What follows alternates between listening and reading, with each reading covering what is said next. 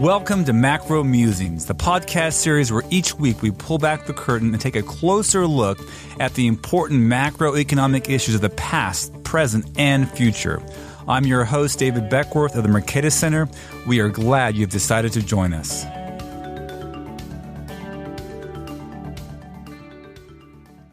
Our guest today is Larry White. Larry is a professor of economics at George Mason University, and he joins us today to discuss stable coins, the history of free banking, and money market funds reform. Larry, welcome to the show. Thanks, David. Good to be here. As listeners may know, Larry is a returning guest. Now, Larry, did we ever get you a nominal GDP targeting coffee mug? Yes, I have one. Okay, very well. So Larry drinks from that mug every morning. Only tea. Only tea, drinks tea from we'll call it the nominal GDP targeting tea mug in Larry's case. But like other guests, he is a part of the privileged elite group that has one. And I encourage our listeners to go back and check out that episode. It's a great conversation from a few years ago. We'll make that available on the show page. But Larry, I have you on because there's a lot of interesting conversations going on right now about stable coins. And you had an article you recently posted online titled, "Should We Fear Stable Coins?" So a lot of people are talking about that. We'll come back and mention some specifically. But tell us, what is a stable coin, just to start things off? Stable coins are an asset available in cryptocurrency space. They come in several forms and various brands. But the ones people are talking about, the ones that some Federal Reserve officials are worried about, like Tether, USDC, True US Dollar, are dollar-denominated tokenized IOUs. By tokenized, I mean they can be traded on cryptocurrency exchanges. They're issued on Ethereum and other blockchains.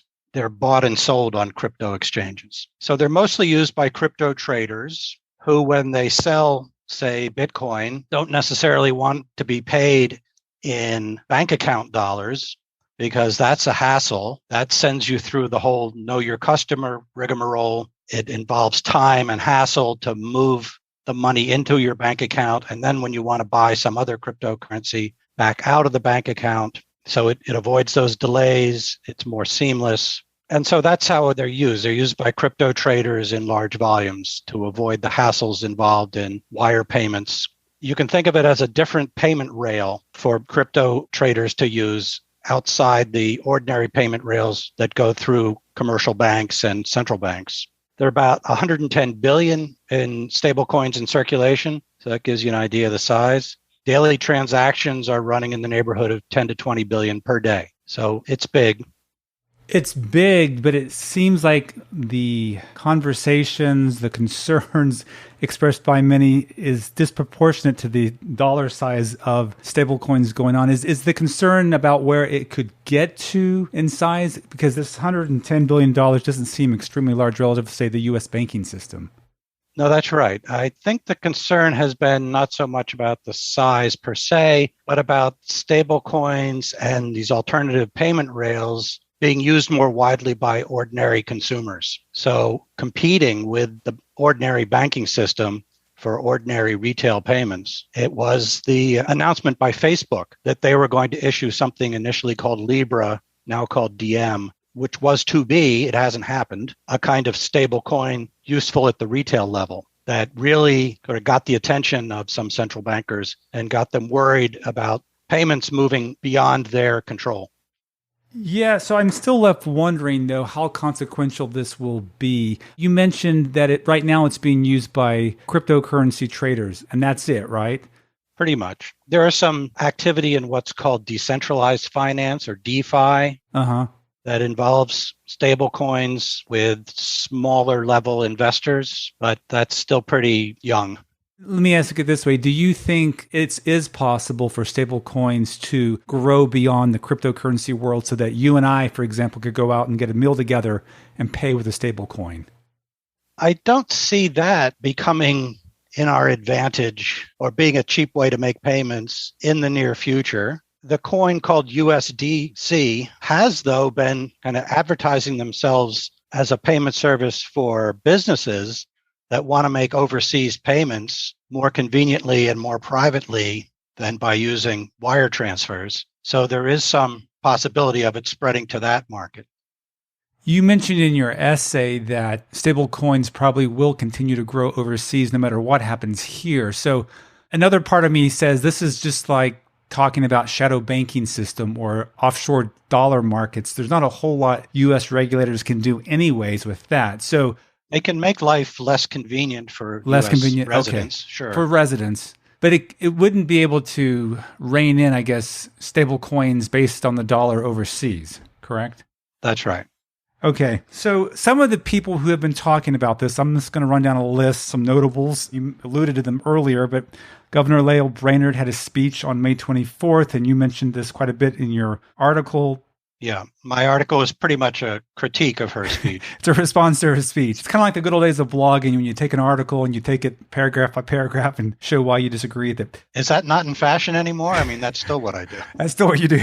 Okay, very nice. And we'll provide a link to that for our listeners. It's a very, I think, useful article because it provides, a fuller picture of what a stable coin is and a different perspective on the issue. But so we have Governor Lael Brainerd May 24th of this year. Then recently there was some hearings in the Senate. Senator Elizabeth Warren on June 9th got into the discussion of stable coins and compared it to wildcat banking and notes from back during that period. More recently, Gary Gordon and Jeffrey Zhang have a paper that came out in July titled Taming Wildcat Stablecoins. So the name of that paper itself, is alluding to the quote unquote wildcat banking during the free banking period in the United States. And we'll come back to the history in a bit.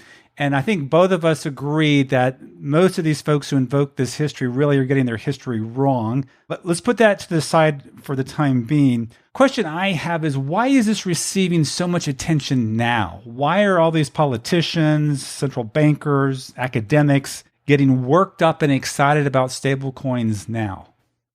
It's a good question. As I suggested earlier, there has been some concern about the Facebook plan to launch a stablecoin, but the volume of stablecoins in circulation has grown. That may be part of the reason, but it also seems to be linked to the debate over central bank digital currency. So some people have said, not without reason, that stablecoins do everything a central bank digital currency is supposed to do, but they do it more efficiently and without involving the federal government or the federal taxpayer. And so often the criticism of stablecoins has been joined to a plea that, well, once we get rid of stablecoins, we can provide central bank digital currency to give the same kind of easy transaction system. I believe Jerome Powell said we wouldn't need stable coins if we had a central bank digital currency, which says to me that he doesn't appreciate just exactly what stable coins are useful for. They're used by people who don't want to use the legacy banking system and payment rails. But you're right about this association with free banking and free banking with wildcat banking. So the message by Lael Brainerd and by Gorton and Zhang is boo for stable coins and hooray for central bank digital currency.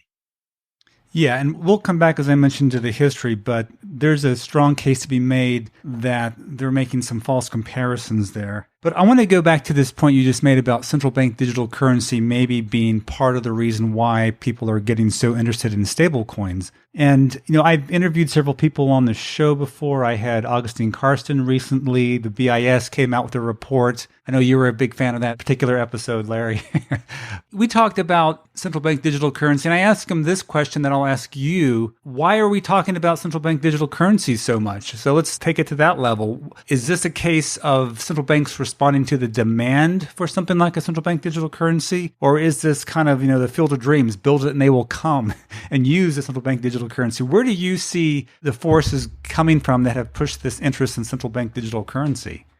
If I were going to give a psychological explanation, I would say it's central bankers have a fear of missing out on the latest payment technology. And they seem to overlook that they're not really up to speed on providing retail payments. That's not their strong suit. That's not their advantage. It's not what they're accustomed to doing. Right? Central banks provide wholesale payments, clearing and settlement. They have, a few thousand customers. They don't have millions of customers. And at least in the form of a central bank digital so-called currency, where it's really an account balance, not a currency, where everybody has an account balance on the Fed's books, I don't think they realize what that would entail. I don't think they would realize exactly what they're taking on. Now, sometimes they say, well, we'll farm the retail part out to commercial banks. And then you're left wondering, well, what are you doing that's any different from what you're doing now? Right? Because then you're only handling the interbank part of it. Right. You're back to where you started. That is a question I've had too, and I want to come back to that in a minute. But let me read to you an exchange between Senator Elizabeth Warren and Lev Mennen, who's a professor of law at Columbia. Now, Lev Mennen is a friend of the show. He's been on here before, had some great things to discuss regarding the Fed's facilities last year during the pandemic. But he's going to take the opposite side of you, Larry. But I'm going to read the exchange here, kind of get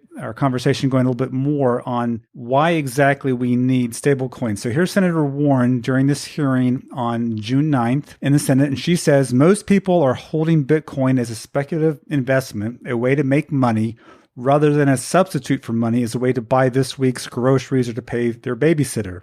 Fair enough. Okay, and she goes on to say, now the crypto industry knows about this problem, so they've come up with so-called stable coins, and I think we've heard a couple of references to that already today. This is the kind of cryptocurrency that claims to be pegged to the value of a fixed asset like the dollar.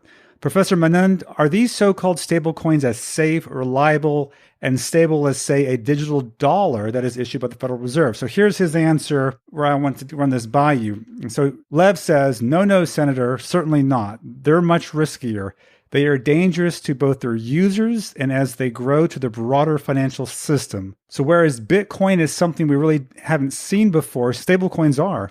They're the devil we know, just wearing new clothes. They're teched up versions of money market mutual funds in certain respects. They're a type of deposit substitute, and deposit substitutes are very unstable because people who issue them don't have bank charters, they don't have deposit insurance, they don't have access to the Fed's discount window. And if people lose confidence in stablecoins, there's a good chance they'll dump them en masse in a sort of classic run dynamic and lead to, financial instability reasons. So that's the story Lev is sharing here. And I want to use that to kind of flesh that out. So Larry, should we be worried about stable coins creating all these problems? Are stable coins just a worse version of a money market fund, which we saw had issues in 2020 and 2008?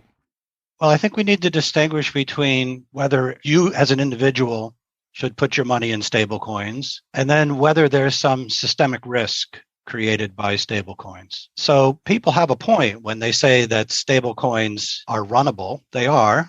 They're debt claims, but runnable doesn't necessarily mean run prone. This worry about runs on stablecoins are hypothetical. That is, we haven't really seen one happen in the way that it's being discussed. There was an incident a few years ago where Tether lost like 12% of its value briefly, and then it bounced back. So it didn't collapse from a heavy withdrawal.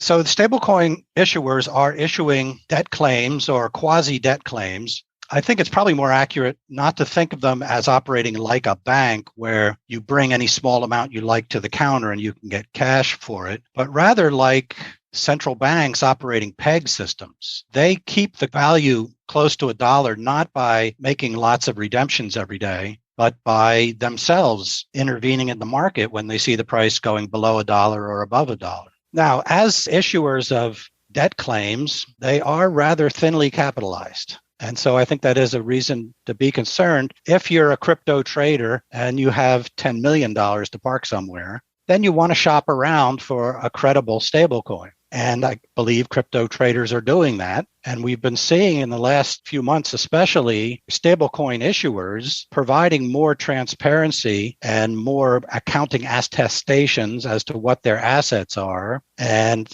some making a selling point, we are more regulated than the other ones. We are hooked up with regulated institutions in the way that the other coins aren't. So that kind of competition on credibility dimensions, non-price dimensions, because none of them pay interest, but rather on you can believe us that we won't let the value drop. I think that's beginning to go on. And I think we need to leave it to the market to determine what's the most effective way to make a stable coin credible to its users. At least at present, when you and I don't have stable coins and have no reason to have stable coins, I don't see there being a big systemic risk. I mean, there have been stable coins that have failed, not anything of the size that Tether and the biggest ones have, but smaller ones that have failed to maintain their peg. And there haven't been any spillover effects. People took their money and moved it to somewhere more credible. So an individual stablecoin can fail without the system crumbling. So it's a big leap from saying there could be a run to saying a run is inevitable to saying that if there's a run, the whole system crashes. That's a very different proposition, and I think it's completely hypothetical and I think not justified. I mean, one thing about stablecoin users is, as I've said, they're people who don't want to use the regular banking system, and so they're going to be reluctant to cash out in the way that will shrink the portfolio of the issuer, that is, demand US dollars in a bank account in exchange for their stablecoin units.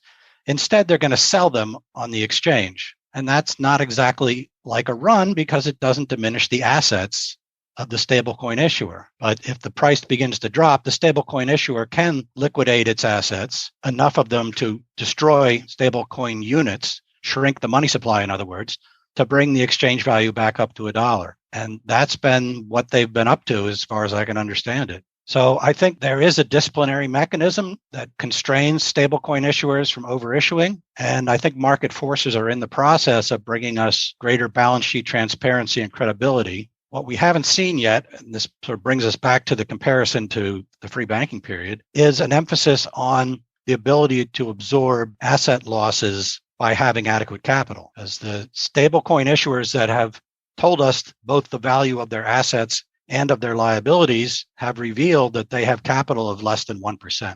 And even though the assets are pretty safe, right, they're money market fund assets, commercial paper, treasury bills, there could be a drop in their value that would make life difficult if enough of the holders decided that it was time to cash out. Like I said, that's a hypothetical, but one way to reassure people is to hold more capital.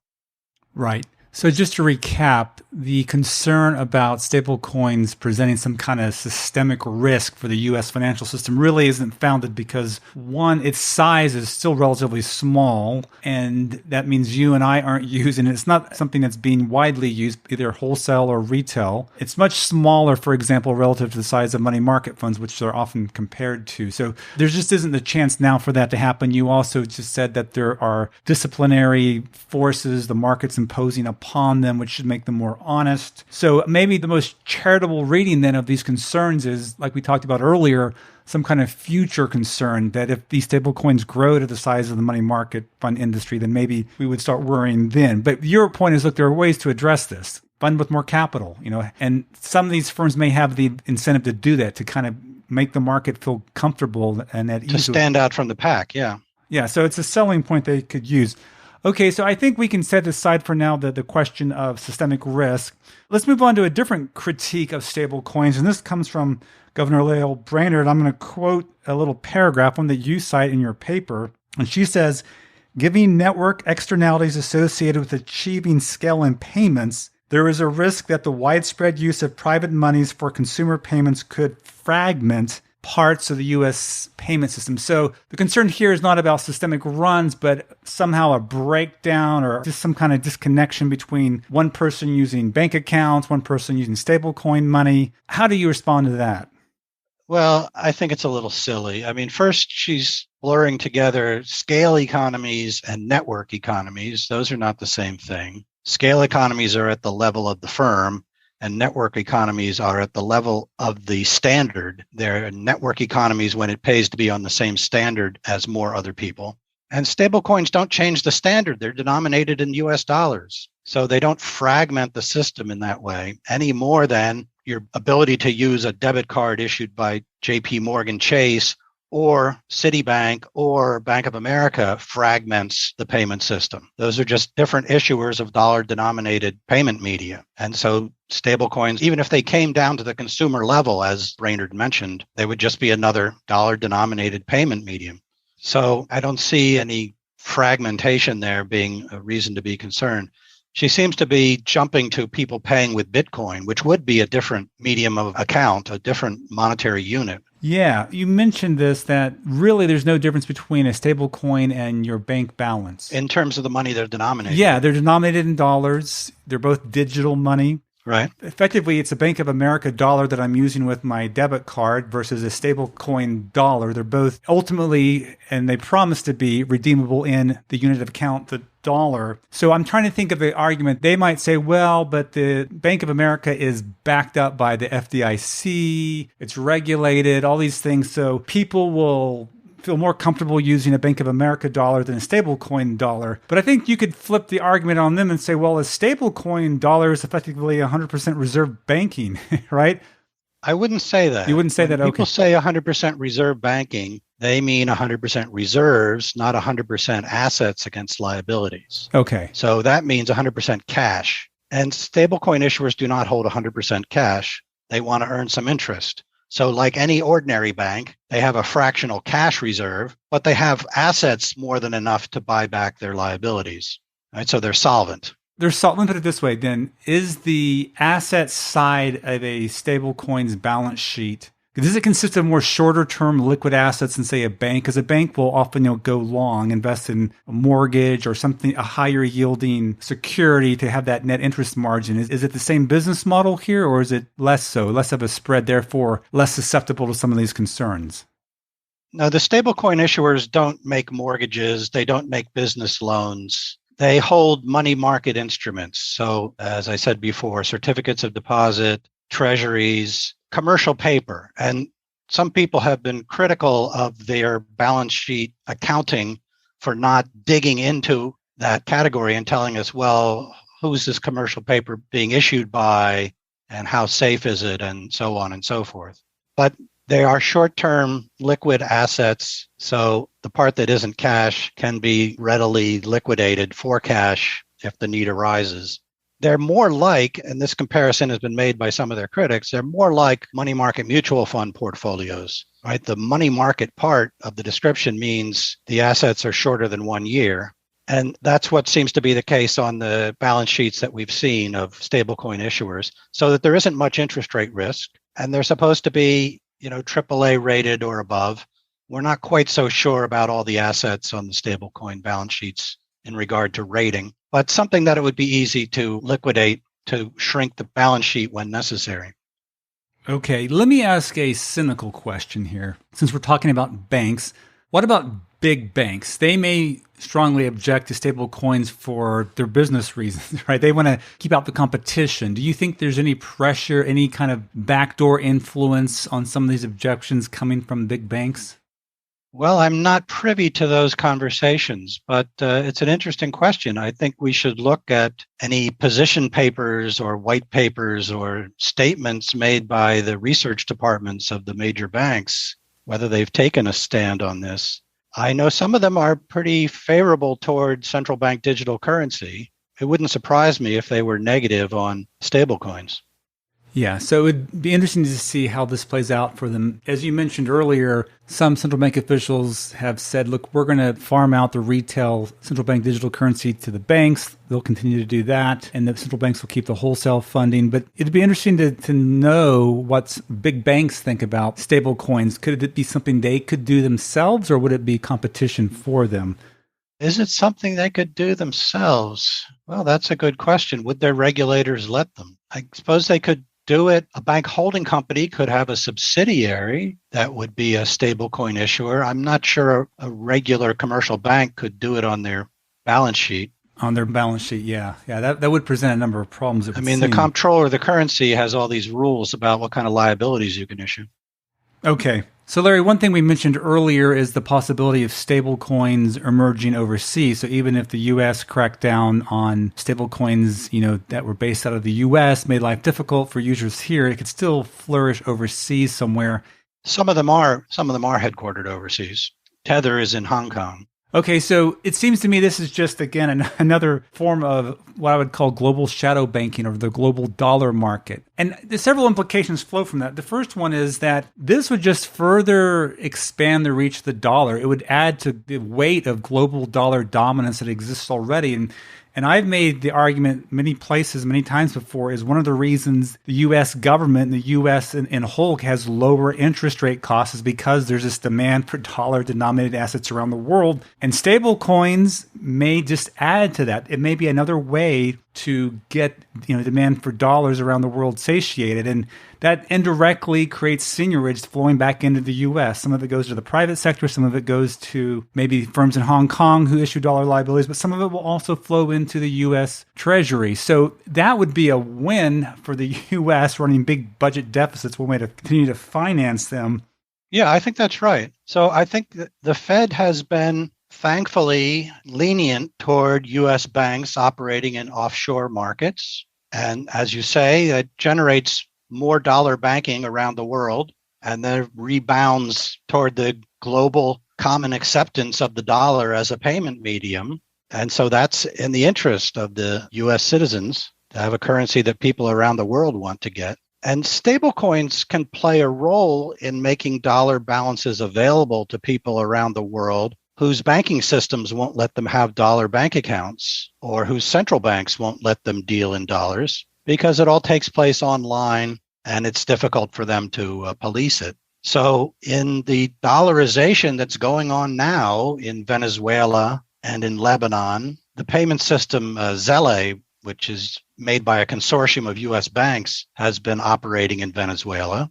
And I don't know to what extent there's been use of stable coins denominated in dollars, but potentially, like I said, there's not that much retail use of stable coins, but potentially it's another vehicle by which people around the world can hold dollar denominated balances. And so now we are talking about network economies, and it makes it more useful for all of us who use dollars. The more widely we can spend them, the more people around the world there are who will accept them. Absolutely. No, I'm a big fan of dollar dominance, as listeners of the show will know. But there is a critique of this view. So I've had my friend Lev Manin. I'm going to bring him up again. So Lev, shout out to you. You're helping make this show, buddy.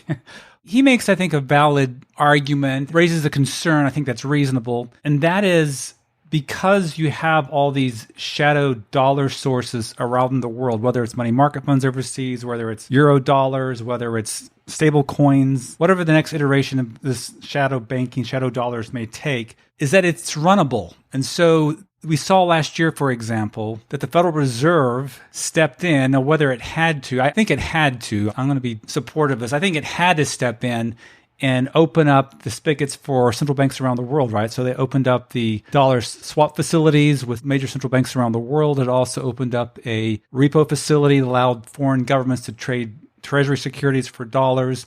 But it basically bailed out this global dollar funding market overseas. And so Lev would say, well, this isn't right. We shouldn't be having the central bank bailing out all these dollar markets. When you say bail out, you mean they acted as a global lender of last resort to dollar-denominated banks? Yes, they backstopped the markets through the other central banks. Did they lend at a penalty rate? I believe they did. Well, that's classical central banking theory then. Okay. If they didn't, if they're subsidizing and creating moral hazard, then I'm against that.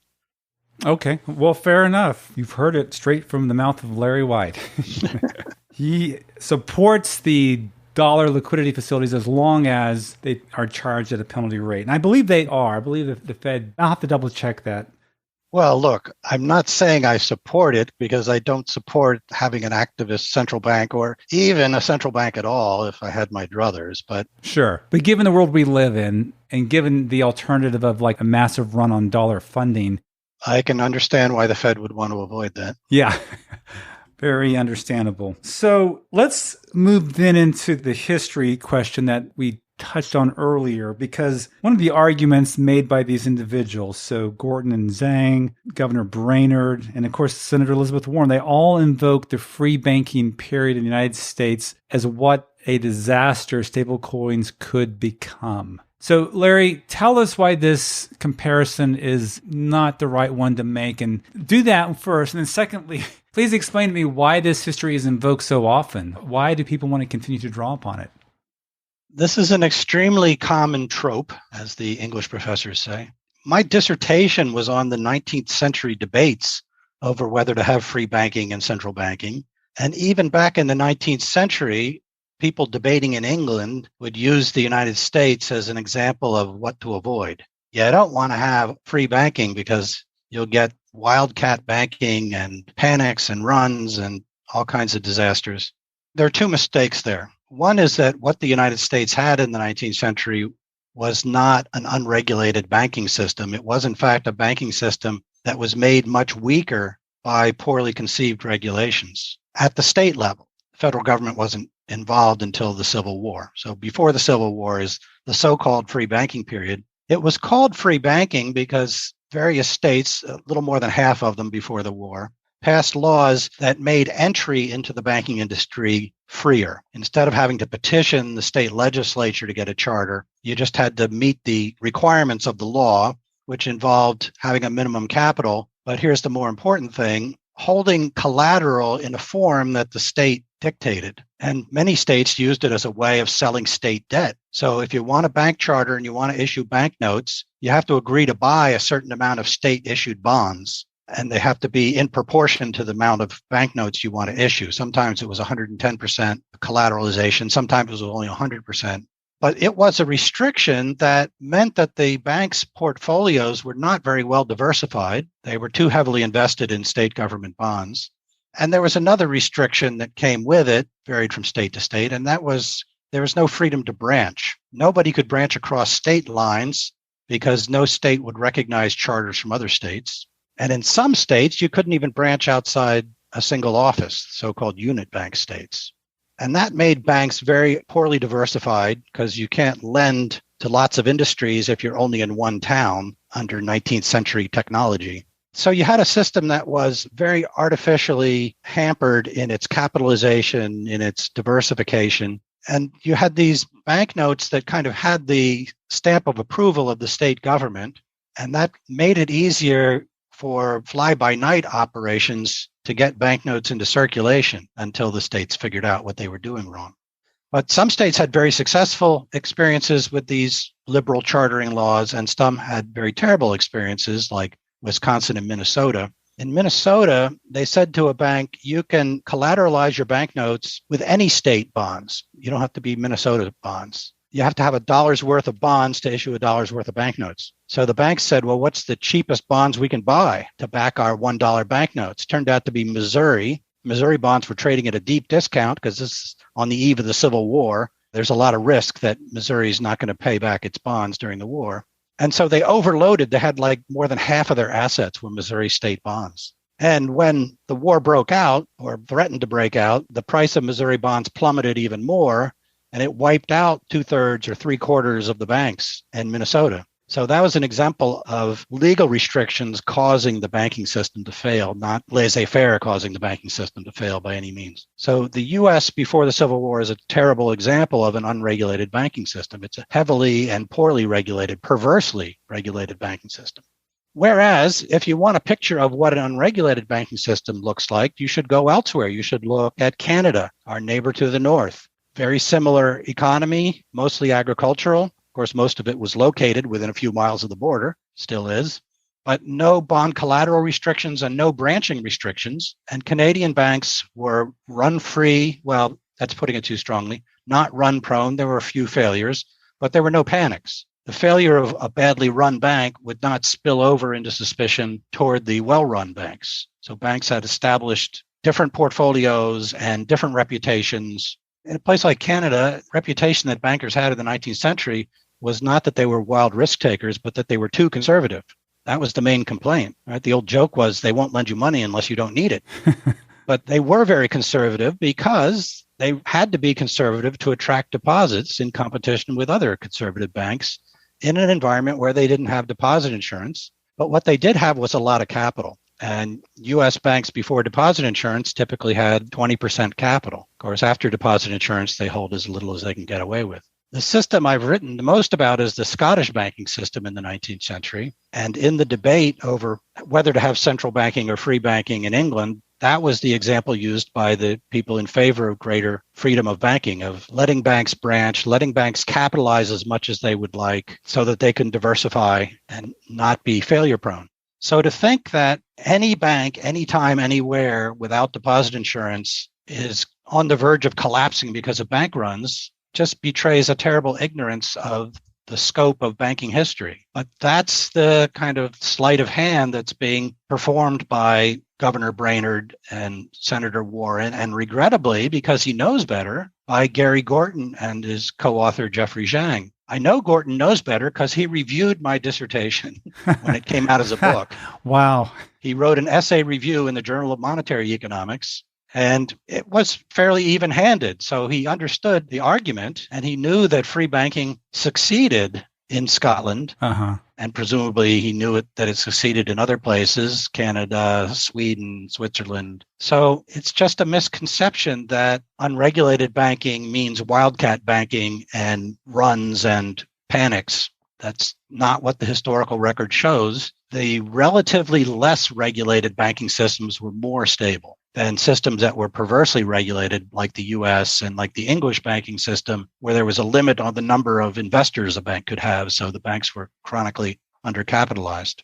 Right? So don't confuse what was called free banking in the US for minimally regulated banking. That's the first mistake. And don't ignore successful, less regulated banking systems like Canada, Scotland, Sweden, Switzerland. That's the second mistake I see in this literature. Well, that's a great review of this issue. And I think it's worth pointing out, Larry, that this is fairly well understood in the literature, right? I mean, you pick up any kind of economic history journal article on this issue, they understand this more nuanced point, right? They take this seriously. I remember in grad school reading articles on this as part of one of my classes, and they highlight, for example, in the case of the U.S., that some states did really well, some did poorly, and it was tied to how well the institution of banking was set up, you know? Yeah, there's a large literature. Hugh Rockoff was a pioneer in this, and Rolnick and Weber had several articles about it. And the puzzle was, why was so-called free banking successful in New York and some other states and led to bad results, either fly-by-night banking, so-called wildcat banking, in a couple of states? Yeah, so I'll encourage listeners to check that out. And so they were teasing out how the regulations inadvertently caused these poor results, where there were poor results. Yeah. So this is a good history here. And, there's another question that we don't have time to get into, but that's the whole question of why was the U.S. so messed up in its banking laws in those cases where things did turn out badly? And why was Canada so much more successful in the design of banking? And I know there's been work done pointing towards federalism playing a big role in that and people wanting to protect their profits in their hometown. Yeah, rent-seeking by local banks. Yeah, rent-seeking by local banks. It's another discussion for another time. So one more thing, Larry, I want to bring up about this discussion and something you bring up in your article is that even if we look at the best case of unregulated banking and bank notes during this period, it's still not the right comparison. You say stablecoins really aren't bank notes in the sense that they were issued back during this time. Is that right? Well, they are debt claims and they do circulate, but they're not like banknotes in the sense that they're not half of the banking system's liabilities the way banknotes were, and they're not handled by ordinary people as an everyday medium of exchange. They're pretty much limited to specialized traders. Okay, so that goes back to the earlier points we were saying about the limited use of stable coins. So, Larry, all of this discussion about stable coins, we've been kind of circling around this other topic, money market mutual funds, which are very similar. I've heard one person say, stable coins are the children or the offspring of money market funds. That's your grandparents' stable coin was a money market fund, came out of the 1970s. So we had some challenges with money market funds, which is what I think one of the reasons that people getting worried or nervous about stable coins. If this is just another version of money market fund, look what happened in 2008. Look what happened in March 2020. So how would you respond to those concerns? That's a good question. And you're right. Gorton and Zhang make that argument. They say their tether, especially, they think is very much like a money market mutual fund. They leave out the word mutual, which I guess has become the trend, but I think it's important because it emphasizes that they issue shares, which are equity claims. They are not banks. They don't issue debt claims. They don't intermediate debt into debt. They intermediate equity into debt. But Gorton and Zhang want to make that comparison because they think that money market mutual funds are also susceptible to runs. And their piece of evidence on that is, as what you mentioned, the run on a single money market fund. I shouldn't say run on a single fund, collapse of a single fund due to a run.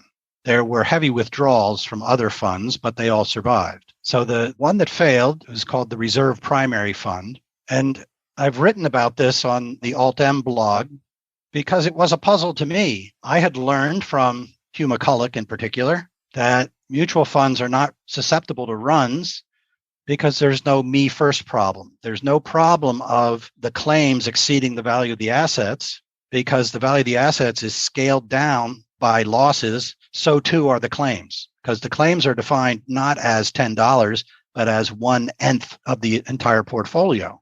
So as the portfolio shrinks in value, so do the claims. That's what makes it a mutual fund. So how could there have been a run on a money market mutual fund? So I had to dig into that and 2 long Alt-M blog essays. So what happened to Reserve Primary Fund was that they held some Lehman Brothers paper. And when Lehman Brothers failed, this was a shock. And the Lehman Brothers paper was marked down 20%. I guess that's some kind of conventional rule. Lehman Brothers paper was about 1% of their assets. So now instead of having 100 cents on the dollar, they now have 99.8 cents per dollar of claims. Well, why didn't they mark the claims down?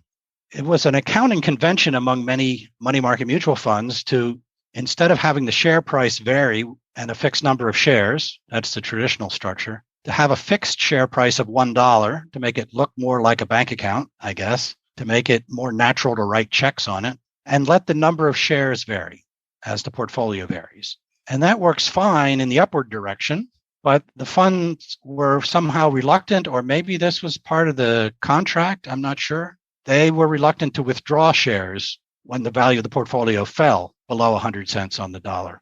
So that's known as breaking the buck. And Reserve Primary, after a day and a half, did break the buck. But in the meantime, they had assets that were worth 99.8 cents and claims that were worth $1.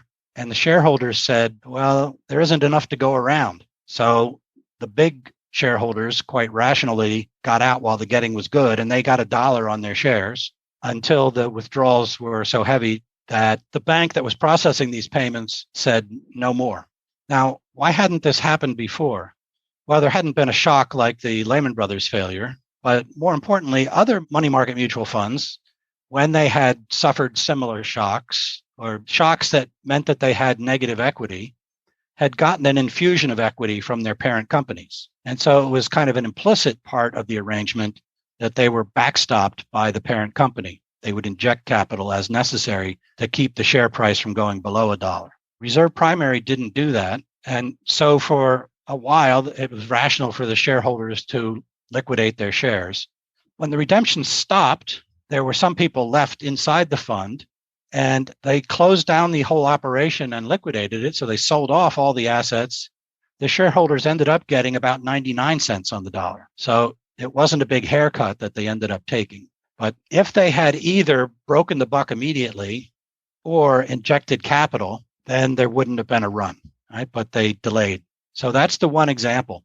Gary Gorton, by the way, was on Jim Cramer's Mad Money show last week. I don't know if you saw that, talking about his paper. And Jim Cramer asked him, I wrote this down, Jim Cramer said, quote, "When I think of Tether and what they may or may not own, they seem a likely one to break the buck if things turn bad for Bitcoin." So Cramer seemed to think that Tether invests in Bitcoin. That's part of their asset portfolio. And if the price goes down, they're in trouble. And it may be that they used to do that. There have been allegations that they used to print tethers and buy Bitcoin to try to prop up the price of Bitcoin. But according to the statement they were required to furnish for the New York regulators, they now have non-crypto assets backing their dollar liabilities one for one. So Tether is owned by a parent company, and the parent company may invest in Bitcoin, but on Tether's balance sheet, there's no Bitcoin according to these accounting statements. So a drop in the price of Bitcoin doesn't affect the solvency of Tether. The message I'm getting here is that money market mutual funds are not inherently failure prone, provided they mark their claims to market immediately or inject capital as necessary. They didn't have to do that in 2008 because there was a practice allowed by the regulators, or encouraged even, called penny rounding. So if you were at 99.8 cents, well, we round that up to $1. You can go on claiming that the shares are worth $1 without reducing the number of shares. And the shareholders saw that that was not sustainable. Now, Larry, there were a number of reforms that came out of that crisis in 2008. The SEC, FSOC, They came in and made prime money market funds use these floating net asset values to doing exactly what you suggested would be important. That was helpful for prime money market funds. It was a nice first step. But they also proposed and initiated some other reforms that you and many others were worried about. And these fears came to fruition last year in March of 2020. But they imposed this 30% minimum liquidity ratio. And if it was breached, then the funds could restrict redemptions. And they call these redemption gates. And my understanding is this itself creates fear because you know that this redemption gate might be imposed. You better be the first one in to get your funds out. Is that right? Yeah, that's right. So what happened in 2020 was there were large withdrawals from money market mutual funds and from ETFs where investors were, because of the coronavirus, began worrying about corporate defaults. And so they were worried about default risk on the assets that the commercial paper and commercial IOUs that money market mutual funds held. So they were moving out of private debt and into treasury bonds. These weren't runs based on worry about the insolvency. Well, I guess these withdrawals were due to concern about what the defaults by corporations might do to the solvency of mutual funds. But if a fund promptly adjusts the net asset value, then there's no reason to beat the crowd. If the value of your share goes down as soon as the asset falls in value due to defaults or what else, then it's too late for you to withdraw. Anyway, a mutual fund that only issues equity shares and doesn't have fixed dollar shares can't become insolvent because the total claims can't exceed the total assets. And you can still have this $1 share price if you have a provision, and I believe some European funds now have these provisions, that the fund can subtract shares from your account. It's the equivalent of marking down the floating net asset value. If you had $500 worth of shares and it goes down to 490, we can either mark each share down from 50 cents to 49 cents, or we can subtract 10 of your shares at $1 each, same thing. So when these withdrawals happened, then the mutual funds started selling off their more liquid assets. And then investors began to worry that the gates were being approached. So they could, if they stayed in the fund, be stuck, not allowed to withdraw or not allowed to withdraw without paying some kind of a fee. So that's what, at least in part, prompted the continued outflows, not just the concern about losses to defaults by corporate borrowers. So the Federal Reserve stepped in to provide funding, that is to buy up the assets that the mutual funds were selling, but not so much because they were having solvency runs, but because of this liquidity threshold. If any fund actually imposed gates or started imposing fees on withdrawals, they could imagine what would happen at other funds that were in a similar situation. So it seems to me putting in the gates made things worse rather than better. And the more elegant solution is either floating net asset value or eliminating penny rounding and allow a contractual share reduction mechanism that has the same effect as a floating net asset value.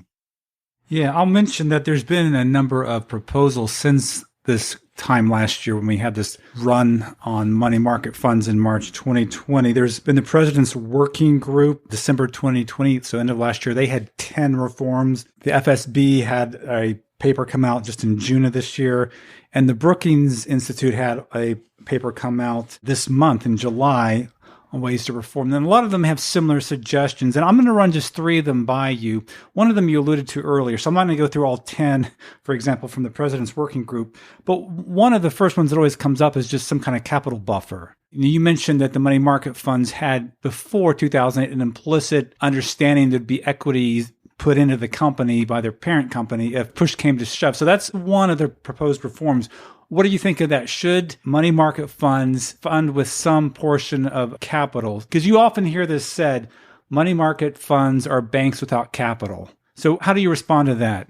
Yeah, money market funds are not banks because they don't issue debt claims. They issue equity claims. So if you take out penny rounding and compel honest accounting, you have to either have a floating net asset value or share subtraction from accounts. But if you do that, you don't need a capital buffer because it's all funded by equity. It's all capital. They have no liabilities, only capital. Right? So that distinction between shares and debt claims ought to be clear. So it's a problem if you try to maintain the fiction that the share price is $1 and either can't be adjusted downward or shares can't be subtracted, especially in an environment where mutual funds are no longer earning much interest. Right? You can't count on the accruing interest to outweigh any capital losses when there isn't much interest income. Okay, fair enough. The other two suggestions I'm going to bring up here, and again, there's 10, and encourage listeners to go look at all of them. But one would be to establish a minimum balance at risk. So this would say your ability to get redemptions will be delayed a certain amount of time on a certain percent of your assets. So there is this panic period. And those who would try to redeem first will bear most of those first losses. So you couldn't redeem a certain fraction of your assets. That's the minimum balance at risk. And then finally, swing pricing. The idea behind swing pricing is that the increased transaction costs during these panic periods would be passed on to the investors trying to redeem their funds. So they effectively would be taking a hit during this period. So any thoughts on those two proposals, which seem pretty popular? It sounds to me like both of those proposals make money market mutual funds a less attractive investment vehicle. And so they're going to shrink the money market mutual fund industry for the sake of saving it, which seems kind of perverse. Now, contractual option clauses can be a good idea. So we have examples from free banking period in Scotland of banks that, in order to prevent other banks from attacking them with embarrassing large redemptions, put a clause in their notes that said, we will pay the bearer on demand, £10, or at the option of the bank directors, 6 months from today with interest. So they could invoke this clause if another bank was trying to embarrass them, but they didn't invoke it against ordinary customers. One, because it's bad for business, and two, because it costs them interest to do so. So it was an incentive-compatible clause. So that was a clever contractual design. I do not trust regulators to come up with clever contractual designs. Firms have to do it and then test them in the marketplace. And then we find out which of these clever contractual designs actually make the customers better off and are accepted by the customers who say, well, I like that because it means other people can't empty out the bank or the mutual fund ahead of me, leaving me holding the bag and getting less than 100 cents on the dollar. That's a test that these designs have to pass before they'll be used by any firm that has to attract customers. And that's the test that they ought to have to pass. So imposing them from the top down seems to me that the regulators are confusing the job of making sure the accounting is honest and prosecuting fraud with the job of being entrepreneurs designing contracts. Okay. Well, with that, our time is up. Our guest today has been Larry White. Larry, thank you so much for coming on the show. Oh, my pleasure. Macro Musings is produced by the Mercatus Center at George Mason University. If you haven't already, please subscribe via iTunes or your favorite podcast app. And while you're there, please consider rating us and leaving a review. This helps other thoughtful people like you find the podcast. Thanks for listening.